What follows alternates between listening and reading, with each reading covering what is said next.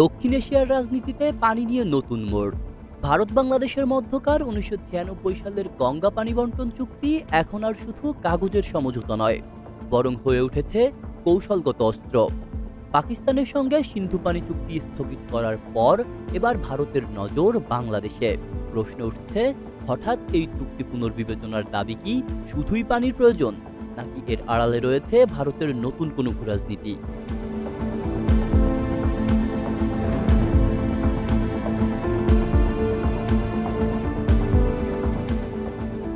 বাংলাদেশ ও ভারতের মধ্যে চলমান সম্পর্কের টানাপোড়েনের মধ্যেই পানি বন্টন চুক্তি নিয়ে নতুন বার্তা দিয়েছে দিল্লি।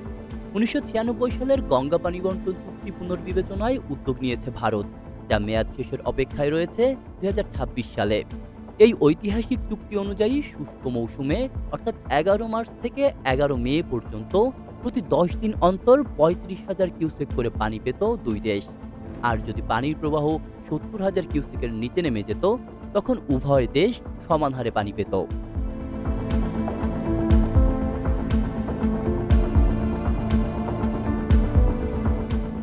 ৭০ থেকে ৭৫,০০০ কিউসেক হলে বাংলাদেশ পেত ৩৫,০০০, আর তার চেয়ে বেশি হলে ভারত রাখত ৪০,০০০ কিউসেক। বাকি অংশ দিত বাংলাদেশকে।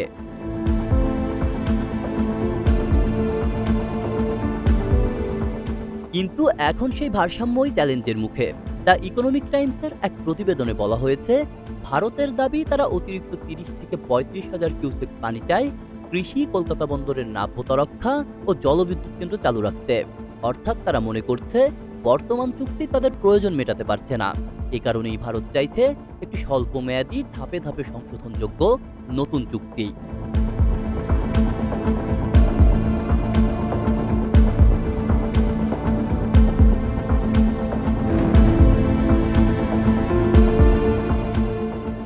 বিশ্লেষকদের মতে, বর্তমান পরিস্থিতিতে বাংলাদেশ রয়েছে গভীর চাপে।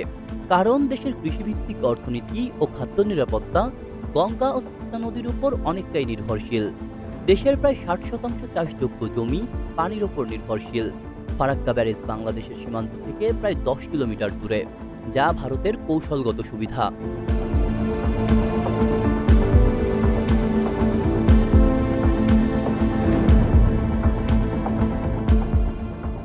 এবার এই সুবিধাকে কাজে লাগিয়ে ভারত জানিয়ে দিচ্ছে, যেভাবে বাংলাদেশ ভারতের উত্তর পূর্বাঞ্চলের চিকেন নেক করিডোর ব্যাখ্যা করেছিল, তেমনভাবেই ভারতও এখন জলসম্পদকে কৌশলগত অস্ত্রে পরিণত করতে প্রস্তুত।